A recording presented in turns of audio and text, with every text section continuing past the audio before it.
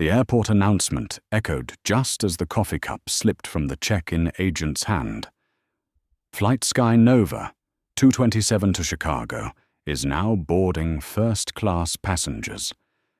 Amid the chaos of Los Angeles International Airport, two men walked toward the same gate, the same first-class cabin, but prejudice had already chosen who would go first. Michael Turner adjusted his tie and walked calmly across the terminal. He was 42 years old, the CEO of Sky Nova Airlines, the very company he had built in his early 30s. His appearance was composed and precise. Grey suit, polished leather shoes, a watch that was elegant but not flashy. In his hand was a first-class ticket seat, 1A printed perfectly with his name. Ahead of him, Richard Cole, 50 years old, a confident businessman with salt and pepper hair and a self-satisfied smile, held a glass of champagne from the VIP lounge. He moved through the gate like a man who belonged there. No one questioned him. No one stopped him. A nod and a welcome back, Mr. Cole, were all it took. But when Michael placed his ticket on the scanner, the familiar beep sounded, followed not by the green light of approval, but by a cold red glow. "I'm sorry, sir," the attendant said. "The system is asking for ticket verification." In the noisy terminal, that sentence was clearer than any announcement. Michael's brow furrowed slightly. Verification. "This is a first-class ticket purchased with a corporate account. Is there a problem?" The agent, Emily Rogers, around 30, her brown hair neatly tied in a bun, gave a polite smile. "It's just procedure, sir. Please wait a moment."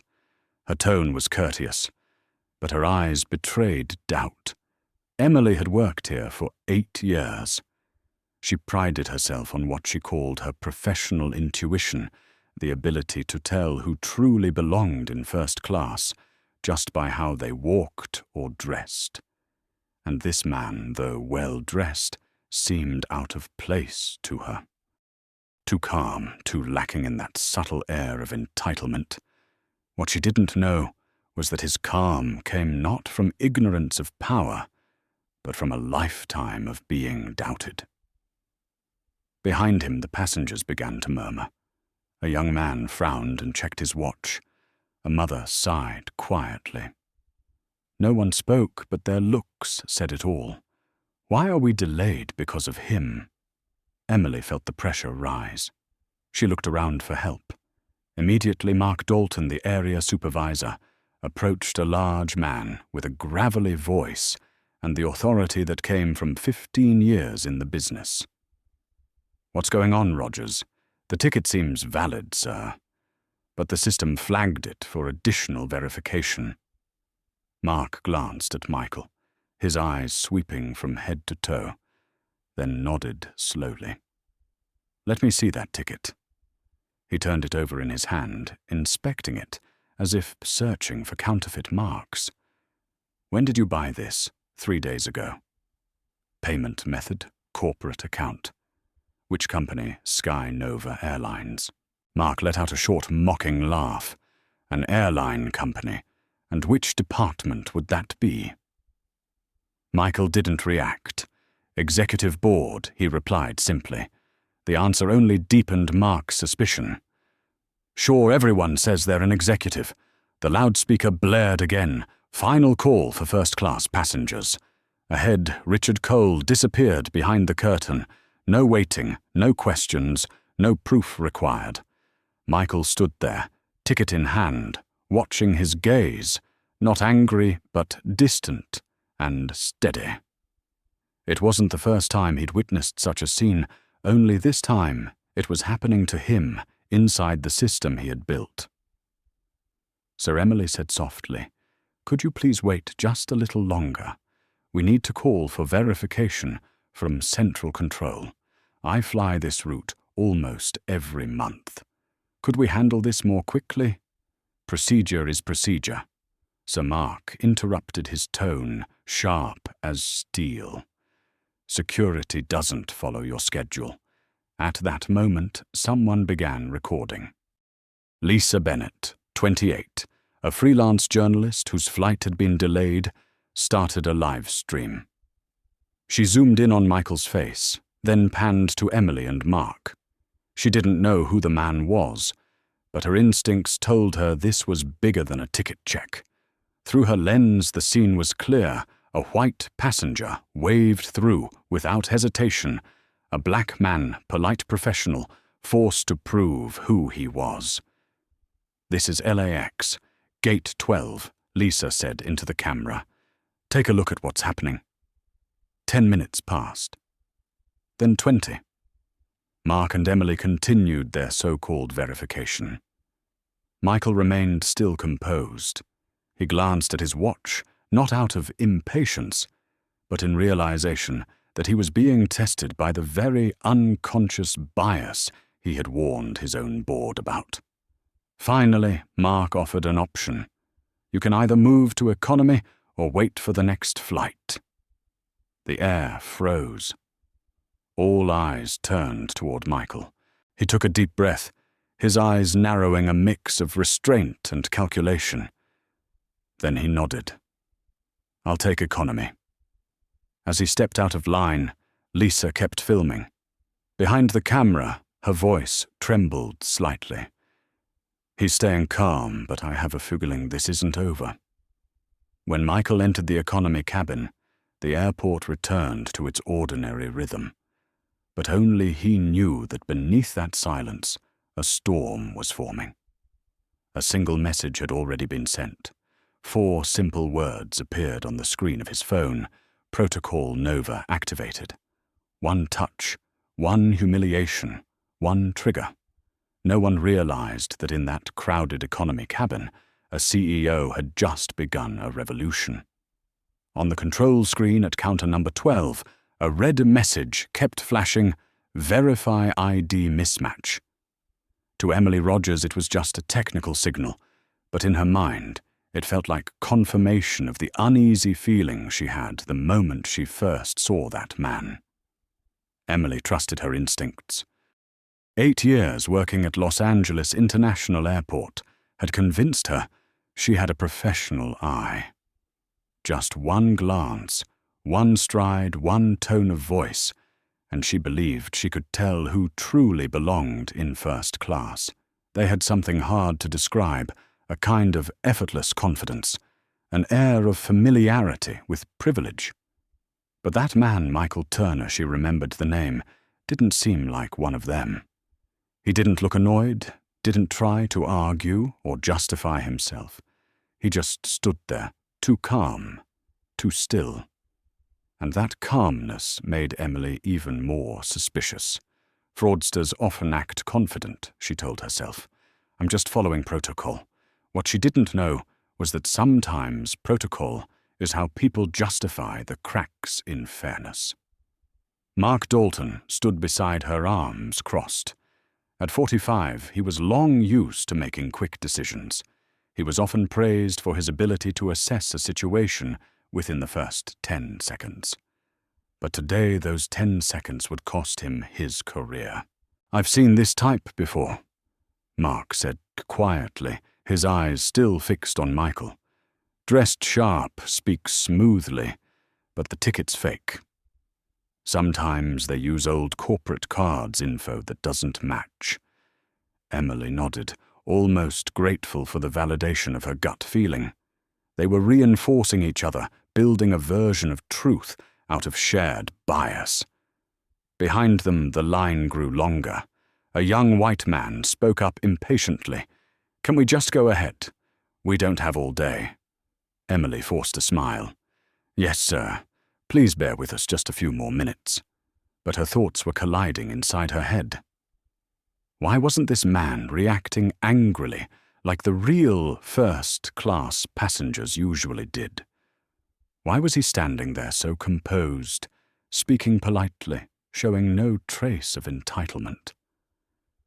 In that moment, she didn't realize that such composure was the very sign of real power, the kind that needs no proof.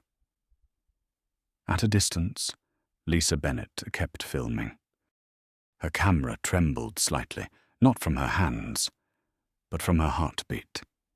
She knew she was recording something millions had experienced, but few had evidence of the moment prejudice wears a uniform, and people call it reasonable suspicion.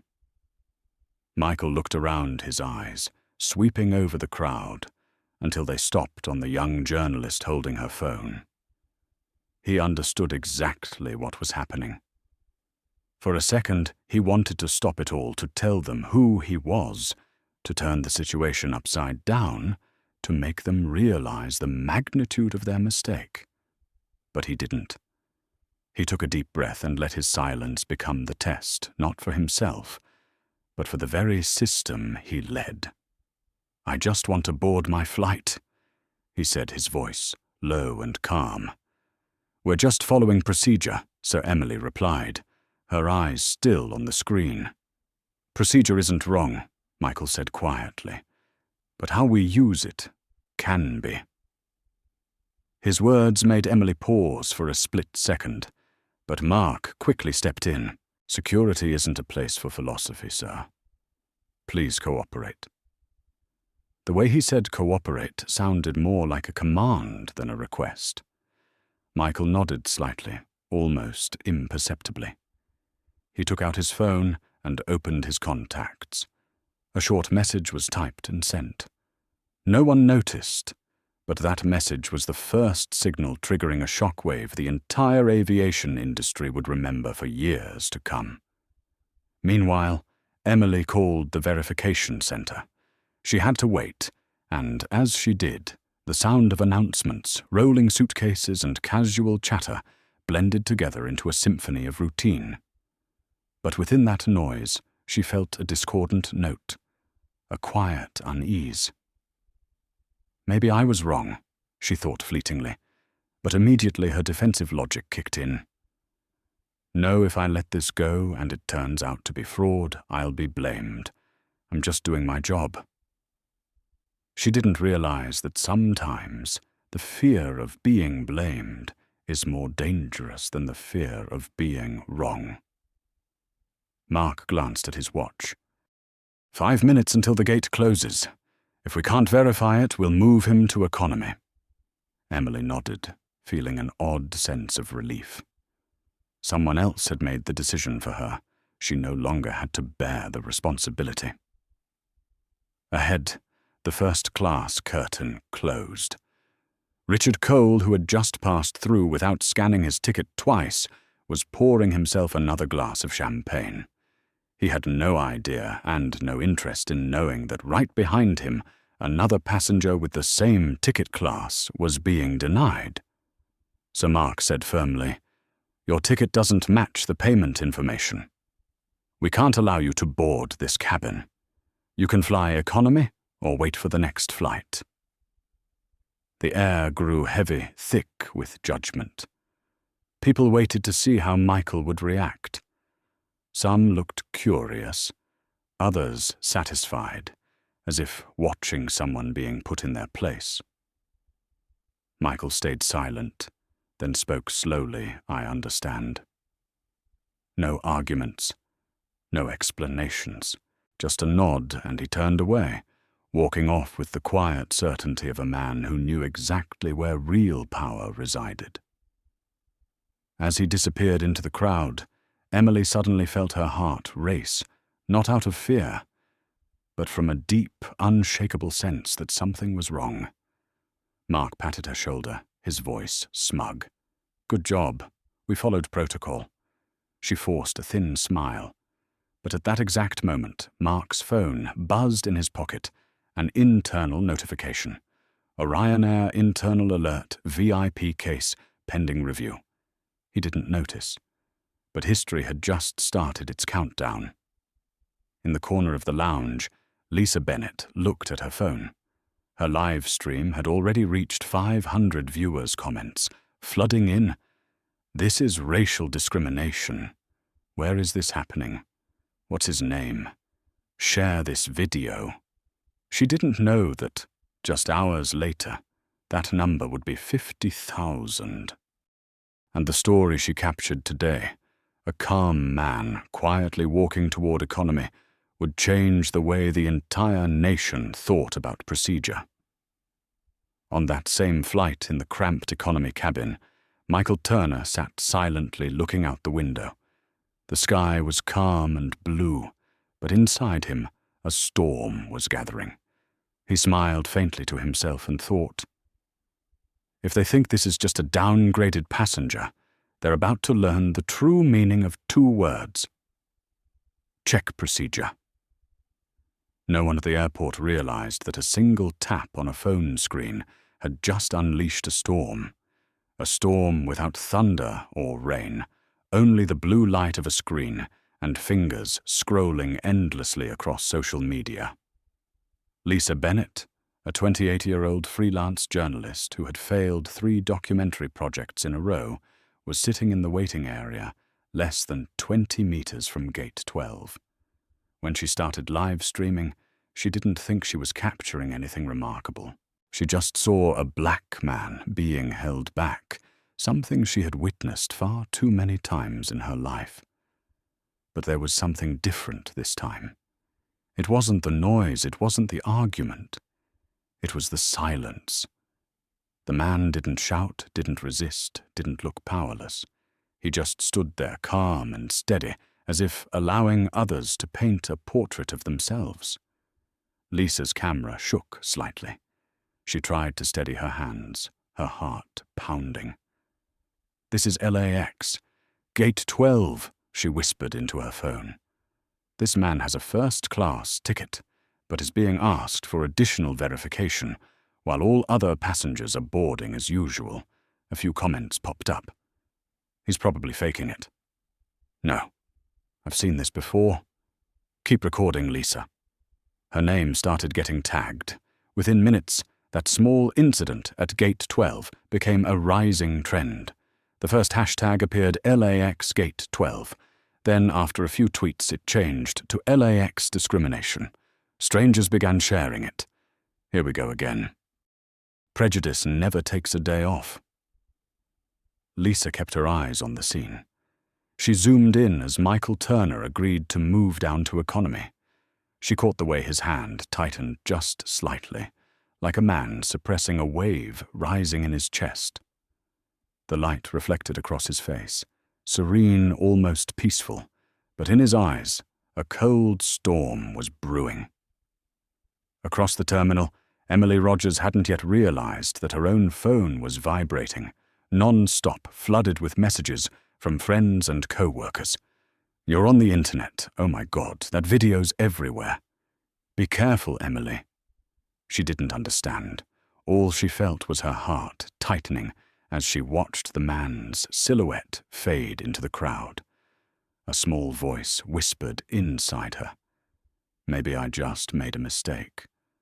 But almost instantly, her mind fought back. No, it was procedure. I didn't mean any harm. I followed the rules. From that moment to the end of the day, the phrase "I followed the rules" would become the most repeated defense at LAX. In the economy cabin, Michael Turner sat in seat 23C. On his left, a college student wearing headphones studied online. On his right, a middle-aged businessman kept checking his Rolex, frowning at the lack of legroom. Michael smiled faintly. 3 years ago, he had personally approved the design for that row of seats. Back then, he had added 2 extra rows to maximize revenue. Now he was experiencing that decision from the other side, the passenger side. A bitter irony, and also a valuable opportunity. He opened his phone. The reply had arrived, Protocol Nova confirmed. No one around him understood what that meant, but in the world of Sky Nova Airlines, Protocol Nova was a powerful mechanism. It activated an emergency review procedure for airport partners whenever there were signs of discrimination or ethical violations in service. In other words, Michael Turner had just launched a nationwide investigation from seat 23C. As the plane began to taxi, the online storm officially took shape. Lisa was still live streaming. Her viewer count climbed from 500 to 5,000, then 15,000 within half an hour. Comments poured in, filled with outrage. He handled it more calmly than the whole system. Does anyone know who he is? They did that in broad daylight. A well-known Twitter user reposted the video with a caption, "It's 2025, and we're still here checking the tickets of black men in suits." Within 20 minutes, the video hit 50,000 views. Local newsrooms began making calls. CNN contacted its Los Angeles bureau. An editor spoke through the earpiece. "Find the man in that video. Ask who he is." In the sky above, as the plane reached cruising altitude, Michael Turner leaned back in his seat.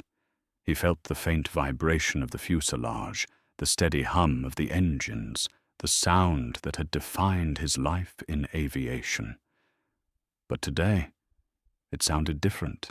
It echoed like the heartbeat of a system about to confront itself. On the ground inside the LAX operations office, Mark Dalton received an email from corporate communications. There's a video going viral. Gate 12, Flight 227. It might involve you. He opened it, the image of himself standing before the black man, pointing toward economy. His throat went dry. Damn it, who filmed this? Emily sat frozen, her face pale. We just followed the rules, didn't we? Mark said nothing. For the first time, the rules had never felt so fragile. Meanwhile, Lisa turned off her camera, her hands trembling with adrenaline. The final viewer count glowed on the screen, 78,000 live viewers. She leaned back in her chair, breathing hard. For the first time in years, she felt she had captured something truly meaningful. She opened Twitter and typed a simple sentence. "I don't know who he is, but he just taught the world a lesson in dignity." That tweet would be shared more than 200,000 times within 24 hours. High above the earth, Michael Turner remained calm. But deep inside, he knew exactly what was beginning. Not anger, but the cold clarity of someone who had seen entire systems collapse from a single wrong act. He looked out the window. The last light of the day pierced through the clouds, casting a brilliant streak across the ocean. He thought quietly, sometimes justice doesn't need noise. It just needs one person patient enough to stand still until the world is forced to see. Online, the hashtag #WhoIsHe had reached the top 3 nationwide.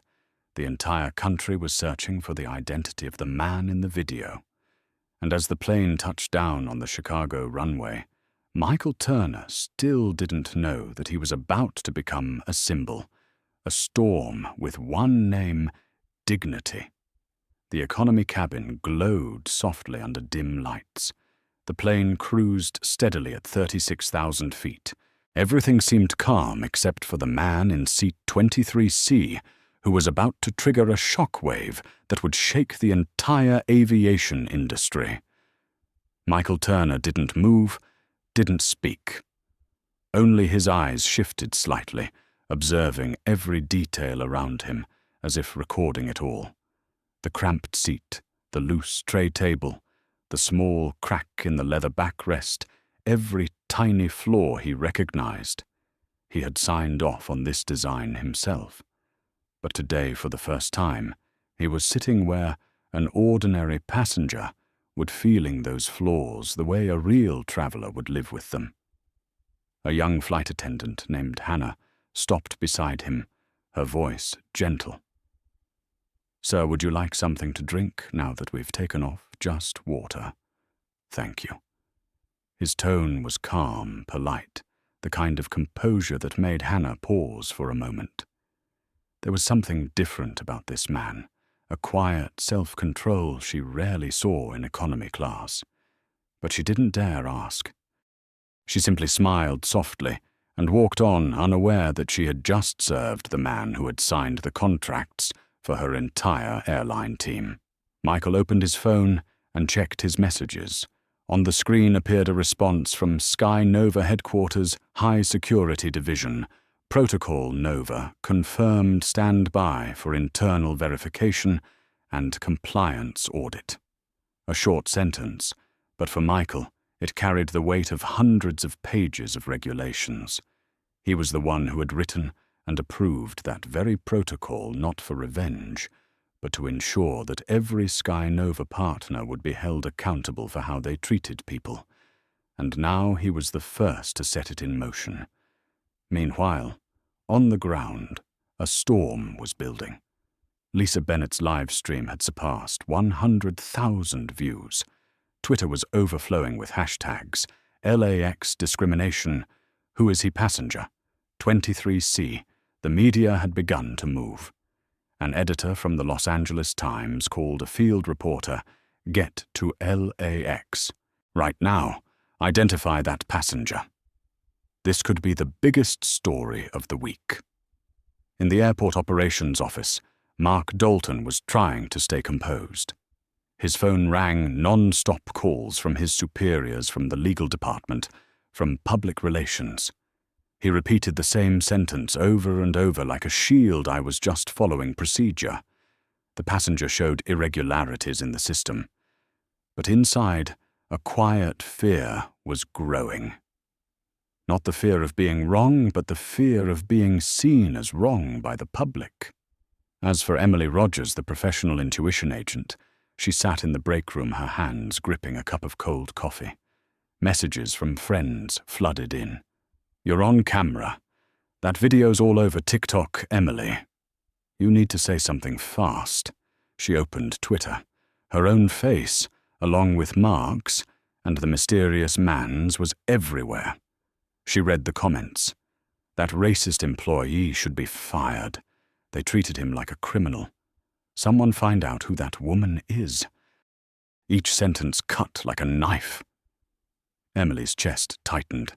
She thought, "I was just following procedure, so why do I feel so guilty?" High above, Michael Turner remained silent. He opened his laptop, and a file appeared on the screen.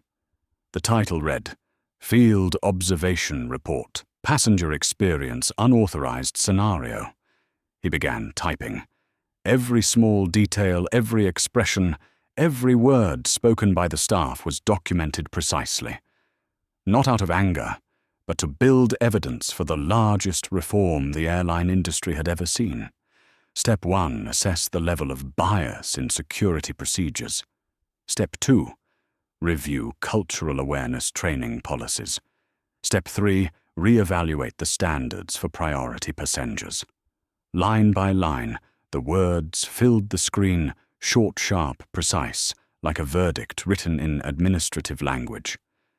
Below, Lisa Bennett lowered her camera, but the story didn't stop. News outlets were replaying her video with bold headlines. "Passenger denied boarding at LAX. Possible racial profiling." The comments poured in like a flood. "Who is that man? Why didn't he say anything? That's the strongest form of resistance, silence." Lisa watched her follower count climb from thousands to tens of thousands.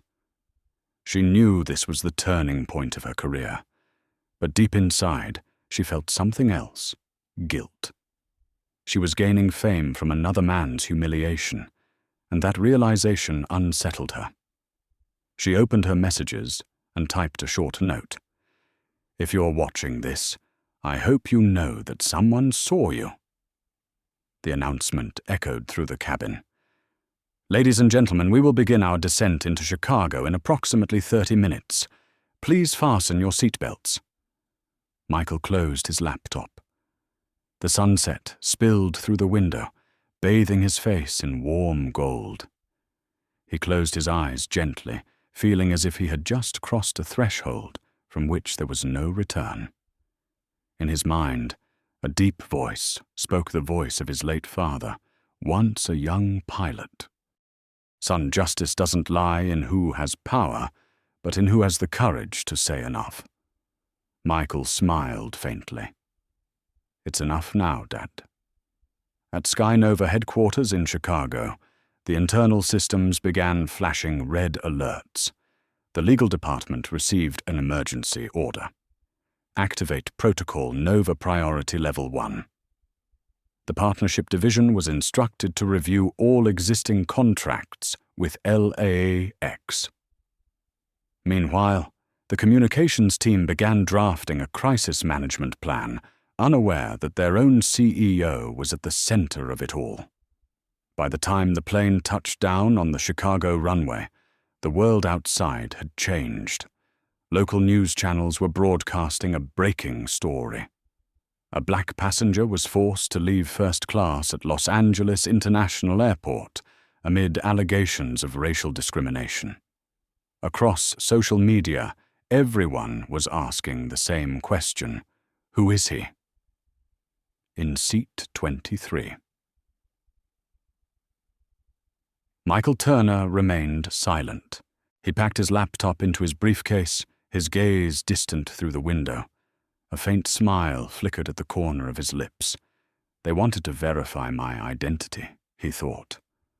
By morning, the entire country will know exactly who I am. The Sky Nova Flight 227 touched down on the Chicago runway, beneath a golden afternoon sky. The engines roared, trembled briefly, then went silent. But 1,700 miles away, the name Michael Turner was already flooding every evening news broadcast. 7:46 in the evening, Los Angeles. The newsroom at Channel 8 erupted into chaos. The clip just passed 200,000 views, a reporter shouted. Have we confirmed the man's identity? Yet, not yet. But someone said he works in the aviation industry. On the massive LED screen, Lisa Bennett's video replayed Michael standing still, Mark pointing, Emily nodding, and then Michael quietly stepping toward the economy cabin. No raised voices, no protests, no explanations. Yet that silence echoed louder than any shout. Veteran journalist Charles Monroe, 55 years old, watched the footage and said, "If this is real, we are witnessing a textbook case of discrimination," and that man just turned composure into a statement. 8:10 in the evening, Chicago O'Hare. Michael Turner stepped off the plane and blended into the flow of hurried passengers. No one recognized who he was. He looked like any ordinary businessman, except that to him, everything around him seemed to move in slow motion. His phone buzzed non-stop. A message appeared from his assistant, Rachel Moore. Mr. Turner, the clip just hit 300,000 views. CNN, NBC, and Fox News are all airing it. They're asking if Sky Nova has a comment. Michael stopped in the hallway leading to baggage claim.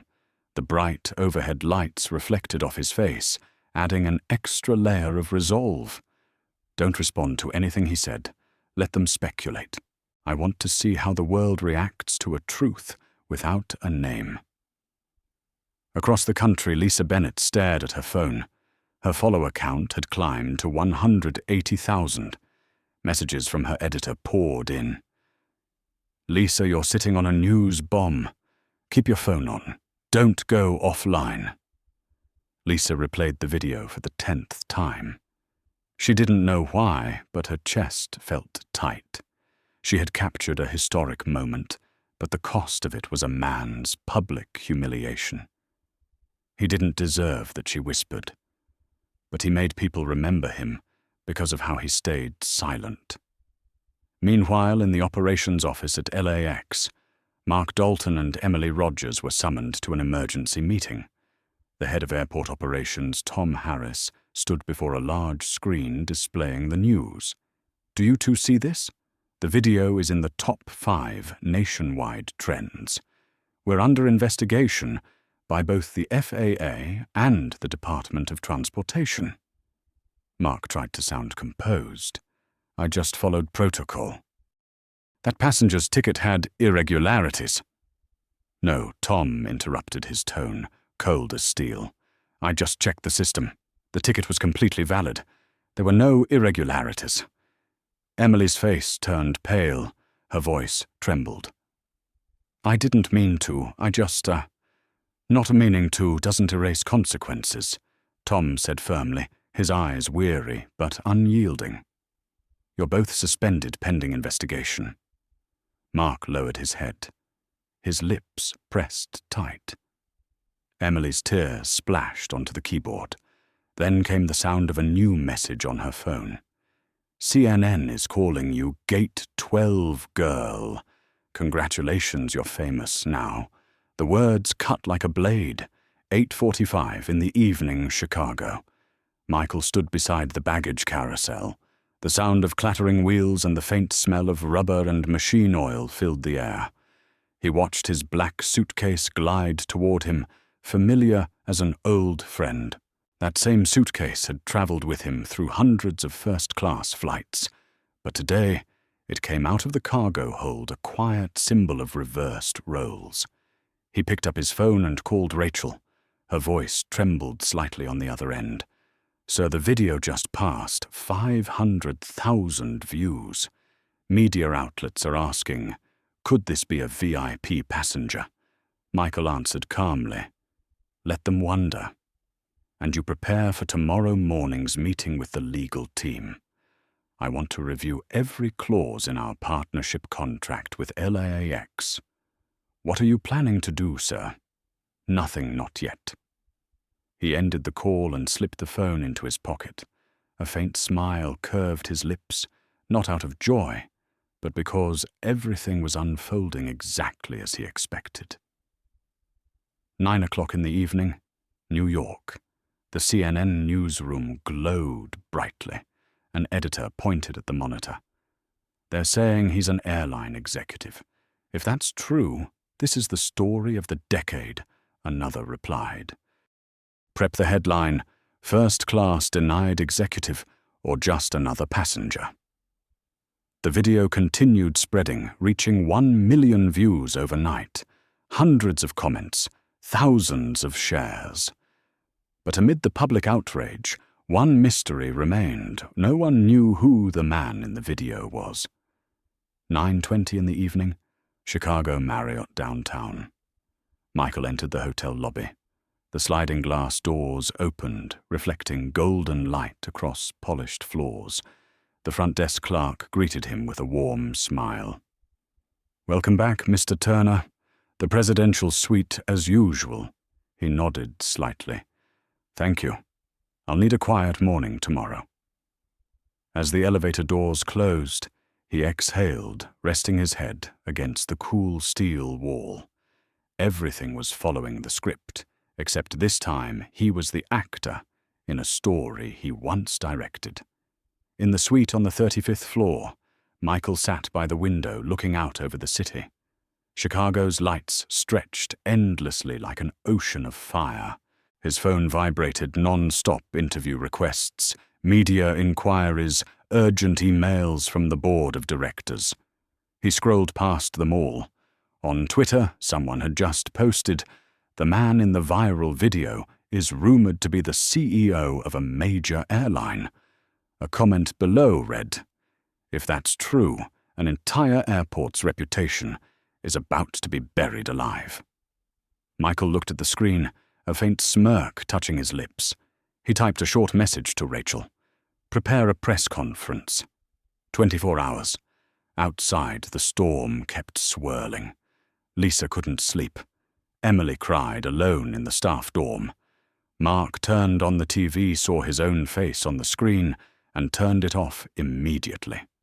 And Michael Turner, sitting amidst the shimmering reflections of Chicago's skyline, his hand resting on a leather briefcase, whispered to himself, "Tomorrow they'll know who it was they forced into economy class." And in the stillness of the Chicago night, the media storm shifted course from public outrage to a truth waiting to be named. 7:12 in the morning, Los Angeles. The first sunlight of the day streamed through the massive glass panels of LAX. Inside the operations office on the second floor, The air was so thick it felt like it could be cut with a knife. Everyone was silent, the only sound coming from the relentless ringing of phones in nearby rooms.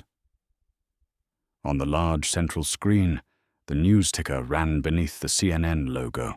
CEO of Sky Nova Airlines stopped from boarding first class at LAX. Suspected racial discrimination. Tom Harris, the head of airport operations, sat motionless. He felt as if the ground beneath him was shaking. An hour earlier, the first call had come from Patricia Ward, Sky Nova's director of partnerships. Her voice was cold and precise, like a formal accusation. "Good morning, Mr. Harris. I'm calling to confirm something. The passenger who was denied boarding at Gate 12 yesterday morning was Michael Turner, the CEO of Sky Nova Airlines." The coffee cup slipped from his hand and shattered on the floor. The dark liquid spread like a shadow creeping across the room. "I'm sorry, did you say the CEO? Yes, the man your staff told didn't belong in first class. We are currently reviewing the entire operating contract with LAX." The call ended, but Patricia's final words kept echoing in his head. Didn't belong in first class. Those 4 words sliced slowly through the reputation of an entire system. 7:30 a.m. Tom pressed the intercom button. "Get Mark Dalton and Emily Rogers in my office. Right now." Mark entered first, his shirt wrinkled dark circles under his eyes. Emily followed, pale-faced lips pressed tight. "Sit down," Tom said, his voice rough. "We have a serious problem." He turned his monitor around and played the CNN report. The anchor's voice echoed over the footage that Lisa Bennett had captured, clear, close-up, every expression, visible. The female reporter's voice filled the room. "The man who was removed from first class yesterday is confirmed to be Michael Turner, CEO of Sky Nova Airlines. Sky Nova has officially activated Protocol Nova, an internal investigation process for partners found in breach of service ethics." Emily covered her mouth, her eyes widening in shock. "No, this can't be. Oh my God." Mark shook his head, his voice sharp. "If he was the CEO, why didn't he say so? I wouldn't have done that if I'd known who he was." Tom slammed his hand on the table. "Exactly. That's the point. If he were just an ordinary man, you would have done it right." No one answered. The question hung in the air like a stone, dragging the room into a heavy silence. 8:00 a.m. Sky Nova Headquarters, Chicago. On the 27th floor, every meeting room glowed with light. The executive board had convened an emergency session. Michael Turner sat at the head of the table, posture upright, eyes deep and composed. One board member asked Michael, "Should we issue an official statement?" "The press is demanding to hear your response." His reply was soft but deliberate, every word distinct. "No, we don't react, we act. Starting now, Sky Nova will conduct a full review of all partner systems. Any airport that fails to meet our standard of human dignity, we will terminate the contract." The room fell silent. Another executive spoke hesitantly. "And personally, do you plan to issue a public apology?" Michael looked straight ahead, his gaze cool and unyielding. "Apologize for what I'm not the one who's hurt. I only reflected the system's true face back to itself." His words made the air heavy, but everyone understood a war had begun. 9:05 a.m. Los Angeles. Lisa Bennett's video had now reached 2.3 million views. The name Michael Turner topped Twitter nationwide. News outlets splashed headlines across their screens.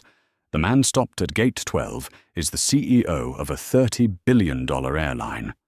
LAX faces severe reputation crisis." In the meeting room, Tom Harris held his phone, his voice trembling. "Michael Turner isn't just the CEO. He personally signed the operations contract between LAX and Sky Nova 3 years ago, and now he can cancel it with a single email. Emily broke down in tears, burying her face in her hands. I didn't mean to. I was just following procedure. Tom looked at her, his tone lowering. Emily, procedure exists to protect us from technical errors. It must never be used to excuse disrespect toward human beings. 10:00 a.m. Chicago. Michael stepped out of Sky Nova headquarters, the sunlight casting a calm glow across his face. Reporters swarmed him, cameras, flashing microphones thrust forward. Mr. Turner, can you confirm that you are the man in the video? Do you plan to sue LAX? Do you have any message for the public? He stopped looking directly into the cameras. A faint smile, not bitter, not theatrical, just the smile of a man who understood the power of silence. No statement today, he said slowly. Only action, and action will speak for me. Then he walked away, leaving the reporters shouting behind him. 11:20 a.m. LAX. Tom Harris received a second call from Patricia Ward. We have officially notified the executive board. Sky Nova will send an internal audit team to LAX tomorrow, and Mr. Turner may attend personally. Tom froze. He's coming back, yes. Patricia's voice was cold. As an investigator, not a victim. The line went dead. Tom sat still, his hands trembling. Mark glanced over, swallowing hard. So what happens to us? Tom looked out the glass wall toward the runways where planes were rolling across the tarmac. What happens, he said quietly, is what always happens when people with real power decide to teach others a lesson. And that lesson, Mark, begins with us. The Los Angeles morning blazed bright, but inside LAX, another kind of light was fading, the light of arrogance, the light of habits built on judgment and assumption. As Tom left the room, Emily remained seated, staring at the news headline on the screen.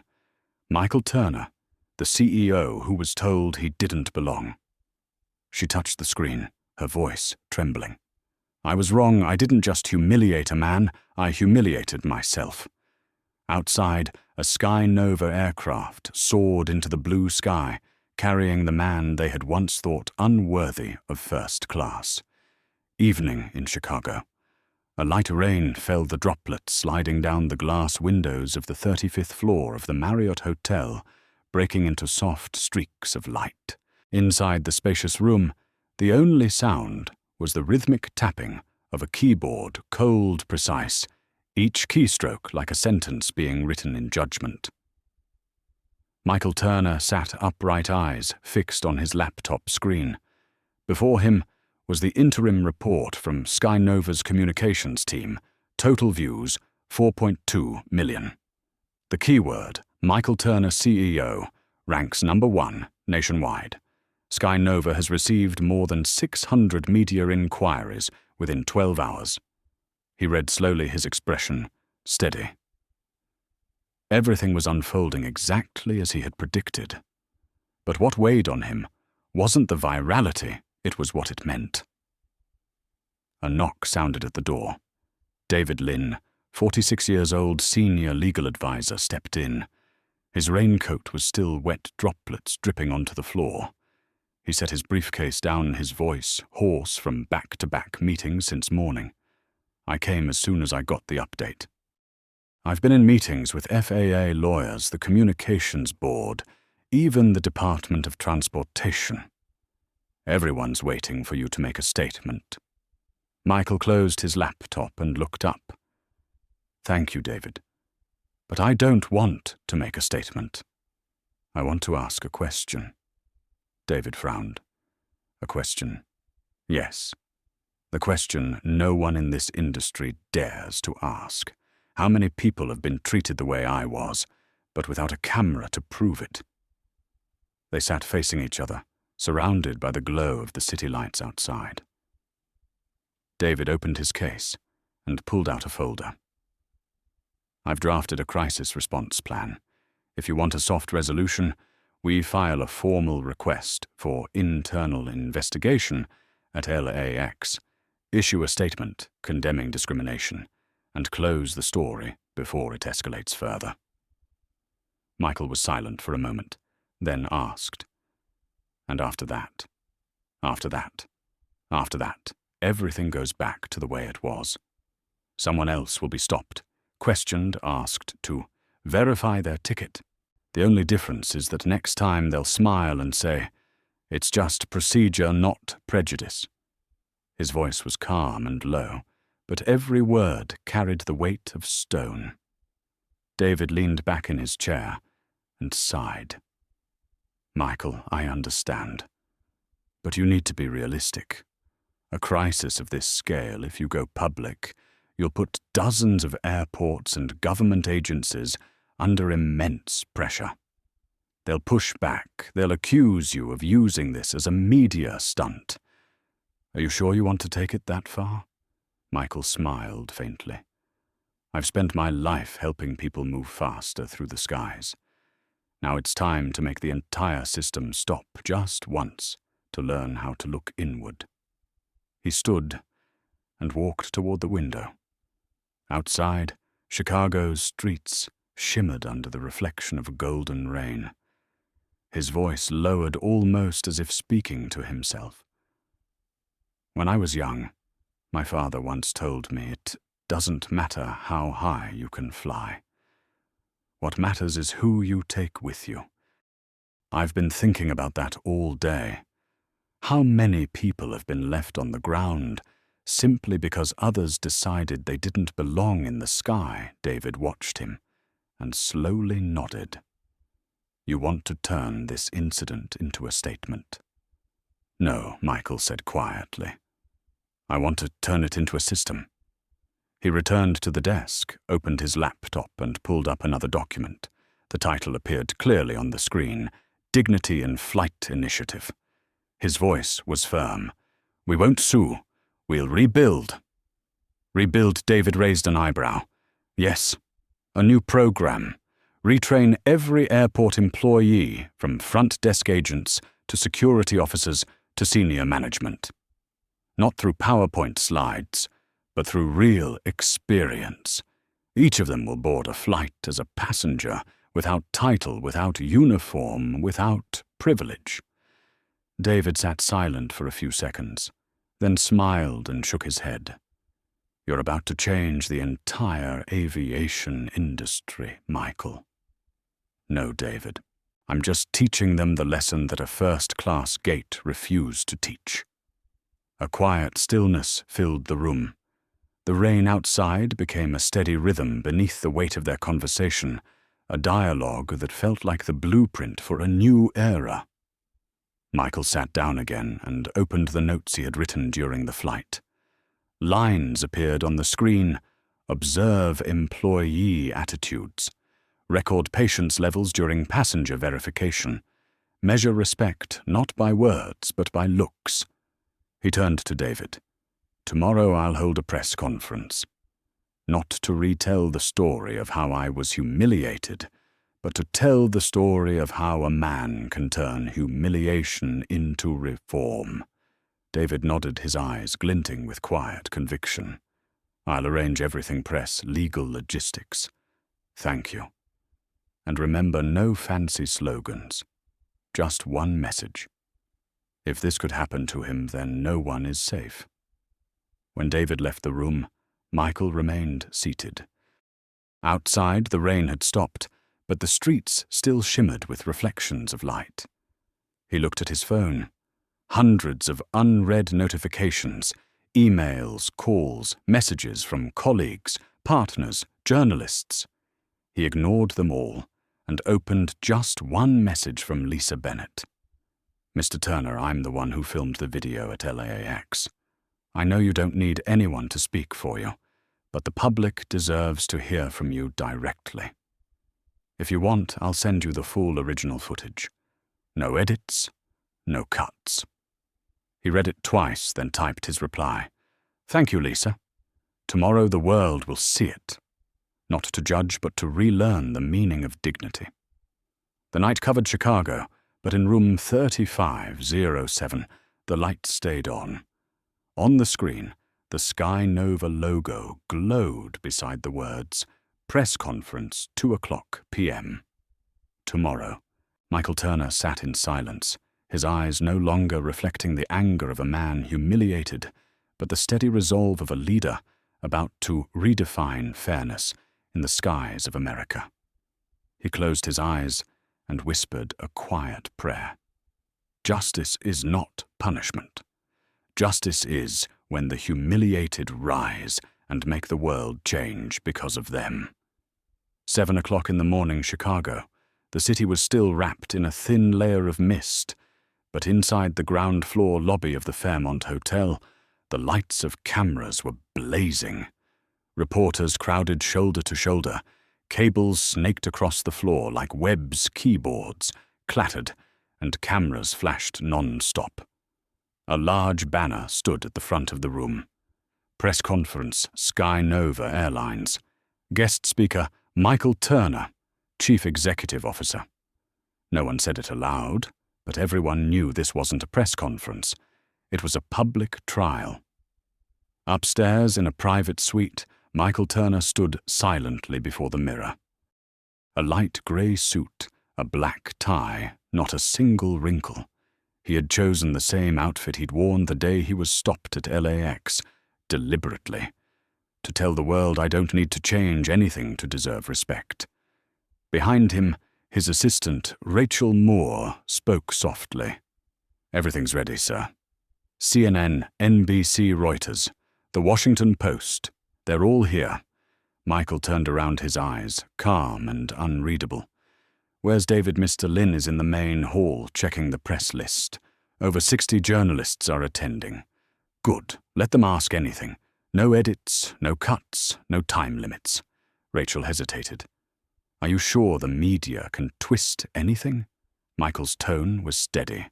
They can't twist the truth when you speak with dignity. 7:30 a.m. Los Angeles, in the emergency operations room at LAX. Tom Harris hadn't slept all night. He watched the video over and over, and each time it twisted his stomach tighter. On the television, a local news anchor spoke over live footage from Chicago. In just a few minutes, CEO Michael Turner will address the incident that has shaken the aviation world. Sources confirm the FAA has launched an official investigation, calling it a major systemic failure. In the corner, Emily Rogers sat clutching a cup of cold coffee. She stared down. The foam had long dissolved, leaving only bitterness. They're going to fire me, aren't they? She whispered. Tom didn't answer. He just sighed, eyes fixed on the screen. Sometimes punishment doesn't come from the law, he said quietly. It comes from the eyes of society.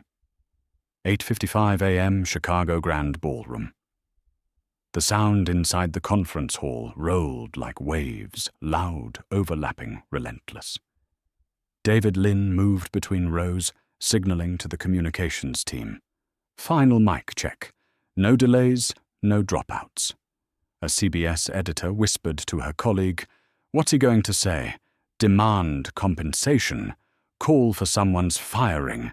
The other replied, eyes locked on the door. "I don't know.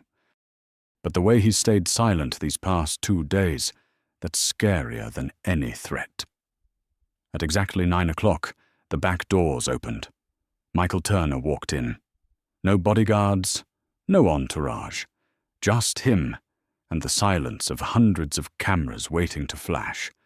The entire room stood. Cameramen adjusted focus. Reporters inhaled.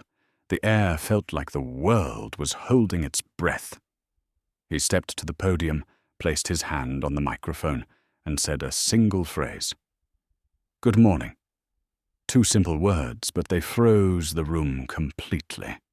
His eyes swept across the audience, the light reflecting on his composed face. His voice was low, steady, measured like the heartbeat of a man ready for battle. 2 days ago, I was denied boarding in first class at one of Sky Nova's partner airports. The reason given was that my ticket required verification. I stayed silent. I didn't get angry. I didn't defend myself. Because I knew a man's reaction lasts a moment, but a system's reaction defines an era. Flashbulbs erupted across the room. He continued, "I'm not here to retell an old story.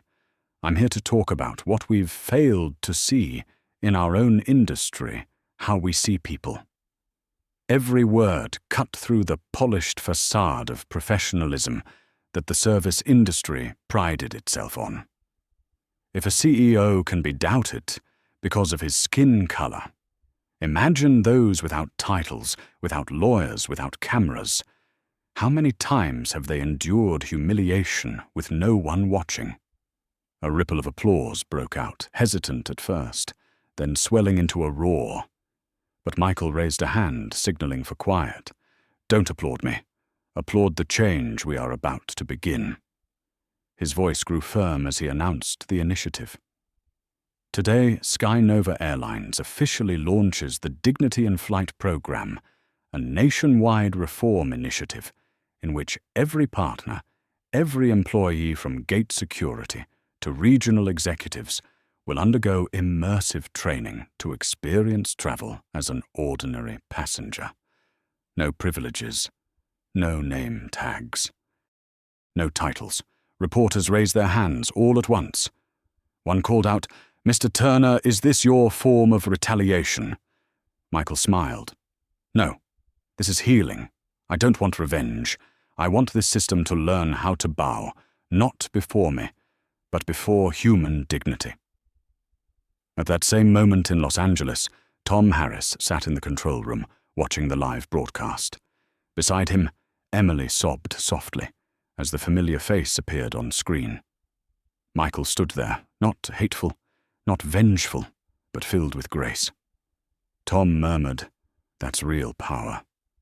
Not the power to fire someone, but the power to make them want to change themselves." The press conference ended with a line that etched itself into America's memory. If a ticket can make us forget respect, then maybe it's time to rewrite the definition of first class. Because first class isn't measured by the seat, it's measured by how we see each other. The room exploded with applause. Some reporters wiped their tears. In the front row, Lisa Bennett, camera trembling in her hands, knew she was capturing a moment that would change the entire industry. As Michael stepped away from the podium, flashes erupted like lightning in a storm. He didn't turn back. He simply whispered to David Lynn, "We don't need to win. We just need to wake them up." And in that moment, amid cheers and tears, everyone in the room felt it, the birth of a new era in aviation, born from the silence of a man once told he didn't belong. That afternoon in Los Angeles, the air inside the LAX administration building felt as heavy as molten steel. The emergency meeting room glowed red. On the large screen, a cold message from the Federal Aviation Administration appeared: urgent investigation required for violation of anti-discrimination policy. Mark Dalton sat with his head bowed, his hands trembling. His phone rang non-stop, but no one on the other end wanted to hear explanations anymore. Emily Rogers sat beside him, eyes swollen, clutching the suspension notice in her hands. There were no justifications left, no. I was just following procedure. Because this time, the whole country had seen exactly what that procedure looked like. Tom Harris stood up, his voice hoarse. "I've worked here for 20 years, but I've never seen an entire system tremble because of 2 words, bias and prejudice. We haven't just lost a contract, we've lost our honor." The door burst open. A communications officer stepped in, face pale. "Mr. Turner just announced that Sky Nova has suspended all partnerships with LAX until the investigation is complete." The room fell silent. No one spoke, But everyone knew this was the heaviest verdict justice had ever delivered through silence. 3 hours later, national news outlets were flooded with headlines. 2 LAX employees fired over discriminatory conduct. FAA launches special investigation. Michael Turner hailed as a symbol of modern justice. Meanwhile, Emily deactivated her social media accounts. On the television, she saw her own face staring back at her, the doubtful eyes, the strained smile. She whispered softly, almost like a prayer, "If only I had seen a human being instead of a prejudice." Mark was summoned to the director's office where he signed his termination papers. No one yelled at him. Only one sentence made him lower his head in shame. "You didn't just lose your job. You just taught the entire nation a lesson about power without restraint." That night in Chicago, Michael Turner sat in his office, the desk light reflecting across his face. On the table was a new email from the FAA. "Thank you for your cooperation. The investigation has officially begun." He read it and gave a faint smile. Not the smile of a victor, but of a man who had set justice in motion. Turning to David Lynn, he spoke slowly. "Tomorrow send out a new statement." David looked up. "About what?" "About forgiveness." David nodded, understanding immediately. Michael continued, his voice calm and deep. "I don't want to destroy LAX. I want them to learn how to see people before they see tickets." Outside, the night sky shimmered with streaks of light. Across that sky, a Sky Nova jet ascended, carrying the message he had just written: "Justice doesn't always punish. Sometimes it teaches." And for the first time in years, the whole world seemed to rise together with dignity. 3 months later, America entered a new kind of spring, a season of awareness and change. From a short video filmed at Gate 12 of Los Angeles International Airport, a national movement was born. People gave it a simple yet powerful name: the Turner Protocol. Under new FAA regulations, every employee in the aviation industry, from security guards and ticket agents to area supervisors, was required to participate in the Dignity in Flight program initiated by Sky Nova. They were no longer just learning how to handle procedures, but how to see people as human beings. Across airports nationwide, small signs began to appear, carrying the same message: every passenger deserves dignity. Michael Turner. Lisa Bennett, the journalist who captured that fateful video, received the Pulitzer Prize for her feature When the Sky Looked Away. In her acceptance speech, she said, "I once thought I was only recording an incident. But I realized I was capturing the moment when the world discovered that respect is the only fuel that allows humanity to truly soar." Emily Rogers left the aviation industry. She became a volunteer for a social awareness education project in schools. When she told her story, she neither avoided it nor justified it. "I used to believe in my professional intuition. But really, it was just how I excused my prejudice. I wasn't fired for making a mistake. I was awakened by a human being." Mark Dalton faced investigation and quietly left the city. No one knew where he went, only that a year later, a handwritten letter arrived at the Sky Nova office. It read, "Thank you, Mr. Turner. Thank you for not destroying me, but for letting me see myself." Michael read the letter in silence, then placed it beside a framed photograph of his father, the man who once taught him that justice isn't about who wins but who wakes up. On the top floor of Sky Nova headquarters, in an office bathed in sunlight, a framed airline ticket hung on the wall, "Seat 1, a Michael Turner." Beneath it was a brass plaque, engraved with the words, "Dignity isn't negotiable. Respect isn't optional. Justice, when done right, can move mountains. Michael Turner stood by the window, looking out at the sky, unfolding like a promise. He spoke softly, just loud enough for himself to hear. I don't want to fly higher than anyone. I just want everyone to be able to fly together. And somewhere among the clouds, a new kind of justice had truly taken flight. From the perspective of a specialist in leadership culture and professional ethics, the journey of Michael Turner is not just a story about a first-class ticket. It is a sober reminder for an entire society. One where complacency disguised as procedure has often made us forget the essence of being human. He did not choose revenge nor noise, but chose to use dignity as a mirror to reflect an entire system back upon itself, forcing it to face its own flaws. Because power may make others bow, but only integrity makes them rise in respect. When America watched him step onto that press conference stage, no one saw a humiliated man anymore. They saw someone who turned humiliation into reform.